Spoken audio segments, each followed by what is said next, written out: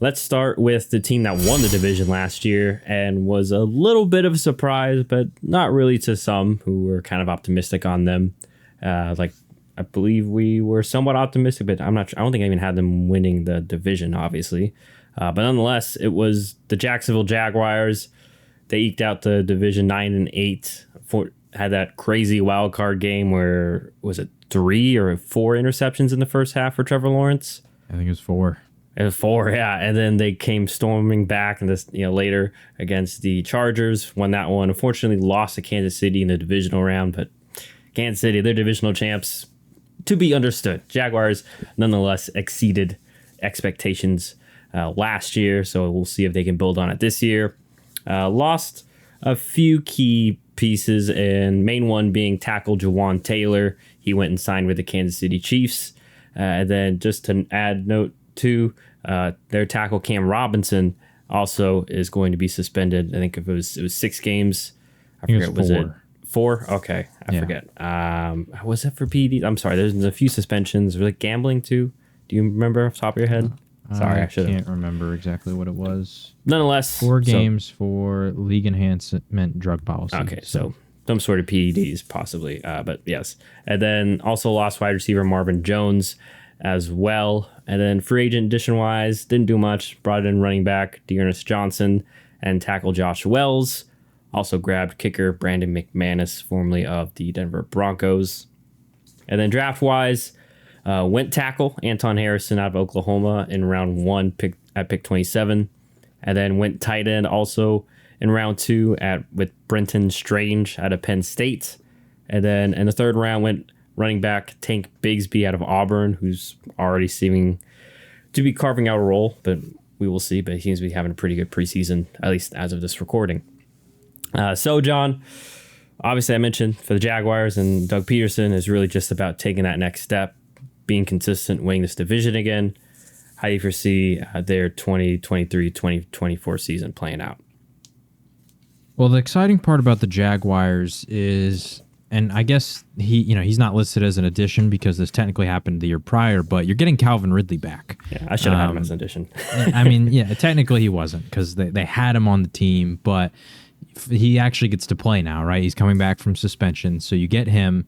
You already have Christian Kirk and Zay Jones and Evan Ingram, who Trevor Lawrence built rapport with, and Trevor Lawrence should, in the eyes of most people, take that next step. I mean, if you think back to last year, even the early part of the season, maybe the first six games or so, Trevor Lawrence hadn't really established himself yet.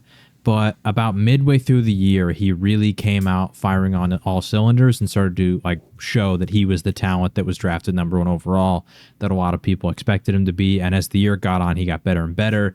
Even in that playoff game, like I said, yeah, he threw 4 interceptions in the first half, but he threw 4 touchdowns in the second half. So not the greatest of stat lines overall, but still really impressive resilience. But assuming he takes the next step, and you now have the added weapons of, Calvin Ridley and Tank Bigsby with the running back room, I think he's also just a really big addition for the simple fact that you lose James Robinson and ETN, although I am a massive fan of ETN, I think he had 40-something carries inside the 5 last year and only converted that into about 4 touchdowns. And so he wasn't the greatest in terms of goal line work, and we know that Tank Bigsby is a little more physical. He's a little bit thicker of a build. They are somewhat similar sizes, but ETN feels a little bit more lanky, skinny, agile type of back, to where Tank Bigsby has that physical presence. So you add him and Calvin Ridley to this offense, and I think that things could really take another step, along with Trevor Lawrence, once again, being even better than he was the year before. And although Cam Robinson did get suspended, I think it's going to suck for the first 4 games. You never want to lose a starting tackle, but they drafted your guy Walker Little, what was it, 2 years ago? Or a year ago, and he's going to be the starting left tackle during those 4 games. And who knows, maybe he really balls out, and that just shows you not only the immense depth that they potentially have on the offensive line, but then maybe he could move over to a starting position at right tackle or guard, not right guard because that's where Brandon Scherf is, but maybe left guard is open. So I don't know. It's somewhat nice to at least get another young guy who they drafted in the 3rd round a couple years ago some actual playing time just to see what he's got and see if he's capable of it. And I think clearly they believe in him, considering that, like you mentioned, they allowed Jawan Taylor to leave. So yeah, I have really high expectations for this offense. I think they're going to be really exciting to watch. Defensively, I don't fully know how to feel about this defense. I like some of the pieces, specifically the young guys. They got your guy Tyson Campbell. He's going to be one of the starting corners. I think he started last year too. Andre Cisco at safety. They add, Devin Lloyd. They obviously have Josh Allen, who's a stud. So I like some of the pieces. But, you and I were talking before the recording. There's some other starters in the defense that don't feel as solid.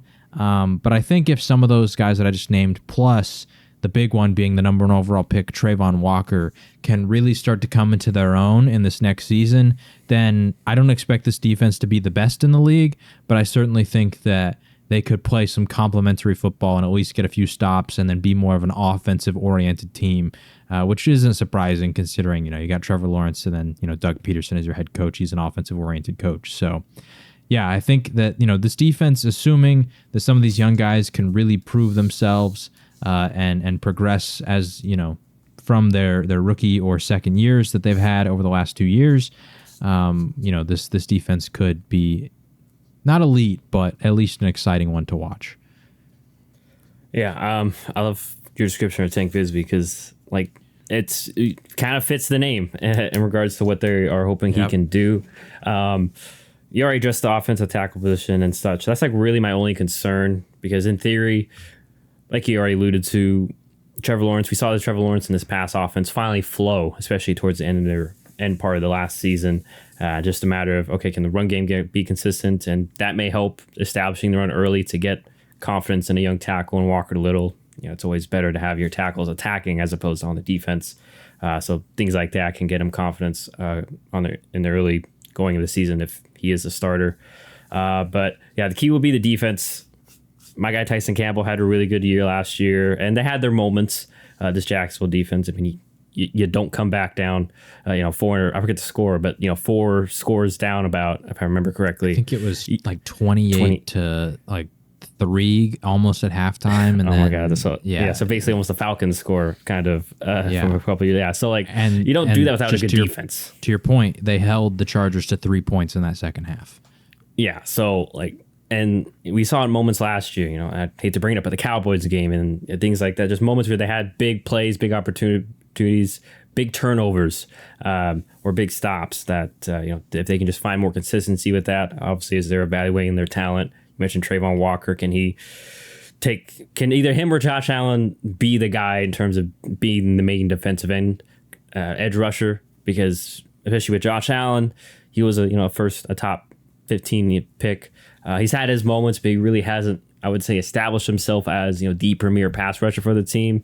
So maybe that lies more on the ladder to pick up the slack or become that. Remember, he did have some good moments last year, and he was considered more raw as opposed to Aiden Hutchinson, his counterpart that was drafted at 2. Aiden was a little more polished. Trayvon Walker was a little more raw. I think most people felt coming out, but he did flash at times. So maybe he takes that next step along with some other guys. You mentioned Devin Lloyd, who I liked as well. He had some moments last year, and so can him and Foyesade Oluokun, they're already kind of shaping up to be a really good duo at linebacker, which, as we see with most elite defenses, that's kind of usually a starting point or bread and butter is you have a really good linebacking core.